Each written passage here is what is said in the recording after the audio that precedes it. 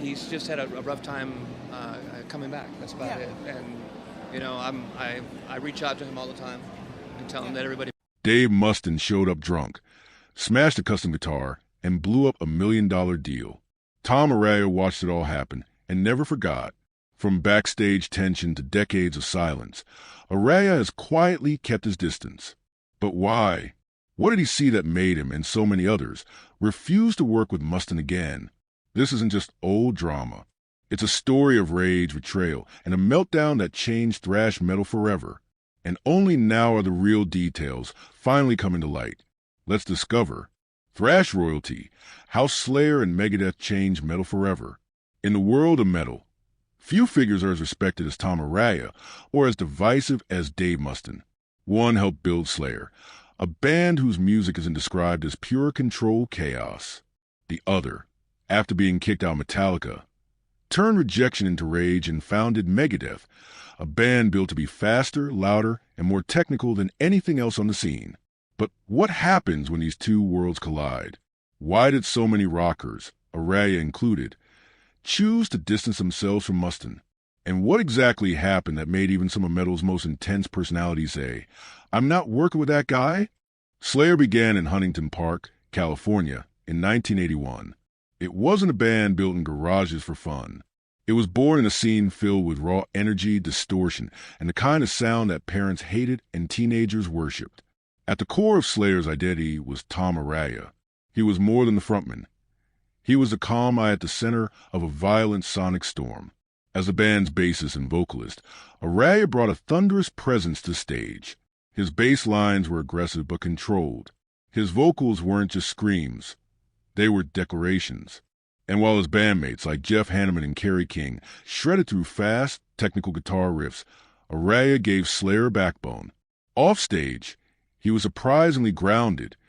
He even worked as a respiratory therapist during Slayer's early years, treating patients during the day and playing packed clubs at night. That balance made him one of the more composed figures in a genre known for extremes. Around the same time, in another corner of California, a very different story was unfolding. Dave Mustaine, a gifted but volatile guitarist, had just been fired from Metallica. He didn't take it well. After being dismissed for his drug use, alcohol abuse, and unpredictable behavior, Mustaine boarded a bus from New York to California. Furious, humiliated, and determined to prove a point. That anger would become the foundation of Megadeth. Founded in 1983, Megadeth wasn't just another thrash band. It was Mustaine's weapon. He didn't just want to succeed. He wanted to be faster, heavier, and more technically proficient than Metallica and everyone else. And for a while, he was. Songs like Mechanics and Peace Cells showcase a level of precision and aggression that pushed the genre's limits. Mustaine was an innovator, but he was also unpredictable, and that would become a problem. Thrash metal in the 1980s wasn't just a genre, it was a movement. A brutal, loud, unpolished movement of bands who respected each other, toured together, and competed without tearing each other down. Metallica, Slayer, Megadeth, and Anthrax were the big four for a reason. They didn't just define the sound, they defined the culture. These bands frequently shared bills, influences, and even producers. They built something bigger than themselves. When one of them released a groundbreaking album, the others paid attention. When one of them went on tour, the others watched closely. For all their aggression on stage, off stage there was a sense of unity. But even in a scene filled with wild stories and backstage chaos, Dave Mustaine stood out. His musicianship was never in question. He was one of the most technically gifted guitarists in metal. But his reputation for erratic behavior, substance issues, and ego-driven conflict made him difficult to work with.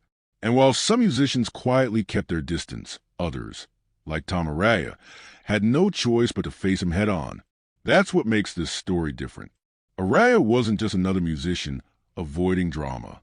He was part of a near-historic collaboration that blew up in spectacular fashion. A studio meeting in 1986 could have changed the course of thrash metal forever. Instead, it ended in smashed guitars, shouted insults, and a bitter divide that lasted decades. The day everything exploded. A recent revelation has blown the lid off one of metal's darkest behind-the-scenes moments. After nearly 40 years of silence, New details have surfaced about the day Dave Mustaine stormed into a Los Angeles studio drunk, insulted Slayer to their faces, and smashed Kerry King's custom guitar into pieces. This wasn't a rumor. It wasn't some exaggerated story from a road. It actually happened, and it destroyed what could have been the biggest collaboration in thrash metal history. How did things spiral so badly? And why did this single outburst make Tom Araya, and so many others, cut ties with Mustaine for good? In the final months of 1986, executives at Combat Records and Def Jam Recordings, the labels behind Megadeth and Slayer, had started putting together an idea that seemed almost too good to be true, a split EP and co-headlining tour featuring both bands. These weren't just two acts from the same scene. Slayer and Megadeth were at the forefront of a sound that was changing everything. Slayer's Rain and Blood, produced by Rick Rubin and released just weeks earlier, had sent shockwaves to the industry with sheer speed and brutality. At the same time, Megadeth had dropped P-Cells, but who's buying? An album that showcased Mustaine's technical genius and sardonic songwriting. Both bands were peaking. Both had loyal and growing fan bases. A joint project seemed inevitable. It would have been a major commercial win, too. This wasn't just a creative idea. It was a business decision with serious backing. Labels had already arranged a meeting at a Los Angeles studio. On paper, the meeting was a formality. Get the band members in one room, iron out some logistics, maybe get them to agree on which tracks would go where on the EP. Everyone expected a quick discussion, maybe a few minor creative clashes, and a handshake at the end. What they got instead was chaos. Slayer's lineup arrived at the studio as scheduled. Tom Araya, Kerry King, Jeff Hanneman, and Dave Lombardo were all there on time, along with label reps and engineers. Even David Ellefson, Megadeth's bassist and co-founder, showed up promptly, apologetically explaining that Mustaine was running a little late, but on his way. That was around 1 o'clock in the afternoon. As the minutes turned to hours, frustration started building. No one knew exactly where Mustaine was, and his phone was either off or going unanswered. Studio time isn't cheap, and it was quickly being wasted. Finally, sometime after 4 o'clock, 3 hours late, Dave Mustaine stumbled through the door. Multiple witnesses later confirmed that he was clearly intoxicated. Some said he smelled like whiskey. Others said his eyes were bloodshot and unfocused. Whatever the case, it didn't take long for the tension in the room to spike. According to those present, Mustaine interrupted conversations, made rambling comments, and without invitation, launched into a critique of Slayer's Rain and Blood. He allegedly mocked the album's production quality and accused Rick Rubin of glossing over Slayer's raw energy. The irony was not lost on the room. Mustaine was criticizing one of the most iconic metal records of all time while barely able to stand up straight. At first, Slayer's members tried to ignore him, but things escalated quickly. Kerry King, never one to hold back, fired back with a cutting comment. Witnesses recall him saying something like, "At least we can play our songs live without screwing them up." That hit a nerve. Mustaine, whose pride in his playing ability bordered on obsessive, snapped. What followed is still debated in terms of the exact sequence, but the main points are clear. Mustaine spotted Kerry King's custom BC Rich Warlock, guitar resting on its stand. This was a regular instrument. It was a custom-built, jagged beast of a guitar that had been modified specifically for King's playing style. It was worth several $1,000s and had become part of his on-stage persona. Without warning, Mustaine grabbed it, shouted something, no one agrees on the exact words, and smashed it against a nearby amplifier. The neck cracked, the body splintered, pieces of the guitar scattered across the studio floor. For a moment, the room fell dead silent. The only sounds were the soft thuds of the broken guitar hitting the floor. And then everything exploded. Kerry King lunged at Mustaine, but Dave Lombardo and Jeff Hanneman stepped in to hold him back. Tom Araya, often the most measured presence in Slayer, got between them and tried to calm the situation. Ellefson stood frozen, clearly mortified. The label reps quickly took control. Within minutes, the meeting was called off, and Mustaine was escorted out. What was supposed to be the launch of a creative partnership turned into a disaster that would echo for decades. The fallout was immediate. The joint EP? Canceled. The co-headlining tour? Canceled. Any future collaboration between Slayer and Megadeth was off the table. But it didn't stop there. Def Jam and Combat Records both suffered losses from the collapsed project. Lost studio time, lost momentum, and most importantly, lost trust. Industry insiders later estimated that the failed collaboration cost somewhere between $2 and $3 million in potential revenue, massive for the 1980s metal scene. Rick Rubin, the producer behind Rain and Blood and one of the biggest names in music production, reportedly swore he'd never work with Mustaine again. Other bands in the thrash scene began taking notice. Megadeth's reputation, already shaky due to Mustaine's past with Metallica, took another hit. Promoters grew wary. Some began requiring deposits or extra guarantees before booking Megadeth. Word spread fast. Working with Mustaine meant risking the show, the deal, or your gear. For Slayer, the incident reinforced what they already suspected. While they respected Mustaine's talent, they now saw him as unstable. Tom Araya would later recount the story in a now-famous interview, saying, "Wasn't even about the guitar. It was a disrespect to Kerry, to all of us, to the people who set up that meeting. That's what couldn't be fixed." His words weren't angry. They were disappointed.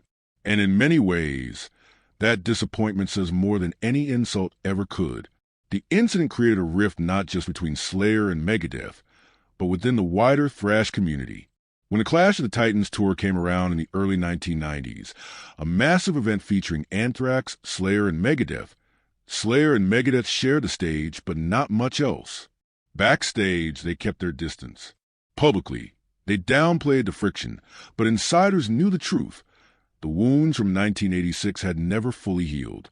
Even now, nearly 40 years later, the studio confrontation remains one of the most infamous behind-the-scenes blow-ups in heavy metal history.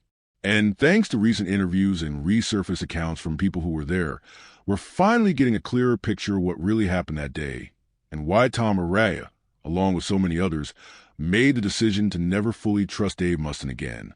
Tom Araya's perspective, candid insights. In the world of thrash metal, Tom Araya has always stood apart, not just for his voice or stage presence, but for his quiet, measured control in an environment full of chaos. While his bandmates in Slayer thrashed their instruments with furious intensity and other frontmen of the genre spun in and out of controversy, Araya remained largely above the noise. He rarely courted drama. He wasn't interested in clashing egos or throwing verbal punches in interviews. So when someone like Tom Araya finally speaks up, especially about another major figure like Dave Mustaine, it carries weight. Why did Araya, a man respected for his calm and professionalism, publicly say he felt the need to keep his guard up around Mustaine? And what exactly did he witness behind the scenes that most fans never saw? In interviews over the past 2 decades, Araya has offered only fragments of commentary about Mustaine, choosing his words carefully. But even those fragments reveal a consistent thread. He doesn't trash talk. He doesn't make sweeping accusations. Instead, he points out a pattern. One of his most telling quotes came during a backstage interview at a European festival in the mid-2000s. When asked about his relationship with Mustaine and the possibility of working with him again, Araya replied, with a smile that didn't quite reach his eyes, "He comes across as a nice guy, but I always keep my guard up around him." That line stuck. It wasn't a dramatic outburst. It was something colder, an honest admission of distrust from someone who rarely lets his emotions show in public. And that wasn't an isolated moment. Over the years, Araya has subtly referenced Mustaine's reputation for starting drama, then trying to walk it back once the damage is done. In one instance, he pointed out how Mustaine would often make inflammatory statements in interviews, attacking former bandmates, rival bands, or even collaborators, and then, when the backlash hit, issue vague apologies or claim he'd been misquoted. It's like a cycle, Araya said in a quiet conversation caught on camera in 2010. Say something crazy, stir everything up, then say you didn't mean it, and repeat. Araya wasn't laughing when he said it. There was no mockery in his tone, just fatigue, the kind that builds up over years of seeing the same thing happen again and again.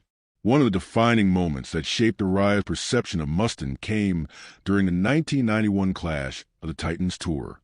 On the surface, it was one of the biggest metal events of the decade. The North American leg featured Slayer, Megadeth, Anthrax, and Alice in Chains, all performing to packed venues filled with thousands of die-hard fans. But behind the scenes, the atmosphere was far from harmonious. Multiple people involved in the tour have since confirmed that tensions were high from the very beginning. Mustaine, riding high on Megadeth's commercial momentum after Rust in Peace, reportedly came to the tour with a chip on his shoulder. He had long-standing personal grievances with members of Metallica and Anthrax, and his relationship with Slayer was already damaged by the infamous 1986 studio incident. Even so, everyone involved tried to maintain professionalism for the sake of the fans, the tour, and the business. But it didn't take long for cracks to show. Araya later recounted how interactions with Mustaine during that tour were consistently awkward. At one show, Mustaine reportedly made a backstage comment about Slayer, always sounding the same, and implied they were coasting on image rather than evolving musically. It wasn't a direct confrontation, but word got back to Araya and the rest of Slayer's crew. Rather than escalate, Araya chose not to engage. He avoided Mustaine offstage and kept their interactions to brief, polite exchanges. According to crew members, there were days when Araya and Mustaine didn't speak at all, despite being booked on the same buses, stages, and green rooms. On stage, the bands maintained appearances. But Araya would later reflect that the energy wasn't the same when Megadeth was on the bill. It felt like there was always a shadow, he once said. Like there was something unresolved hanging in the air, and we were all pretending not to notice it. For Araya, that wasn't just uncomfortable, it was unsustainable. He wasn't interested in building a fake friendship just to make fans believe the scene was unified. And while he never made any dramatic public breaks, his actions spoke louder than words. Slayer didn't work with Megadeth again for years. But Araya's perspective wasn't just about personal discomfort. It was also about observing how others in the metal community responded to Mustaine. In interviews over the years, Araya has hinted at conversations with other bands that quietly turned down opportunities to tour or collaborate with Megadeth, not because of the music, but because of the instability they associated with Mustaine. People notice things, he said. They remember how you treat others, how you handle pressure, how you show up or don't show up. This sentiment echoed something many in the industry have said off the record. Working with Mustaine can be high reward, but also high risk. He brings talent, technical skill, and name recognition, but he also brings unpredictability. And for professionals like Araya, that kind of volatility simply isn't worth the stress. Interestingly, Araya has never denied Mustaine's musical genius. In fact, he's praised it on more than one occasion, calling him one of the most driven guitarists I've ever seen. But the praise always comes with a qualifier.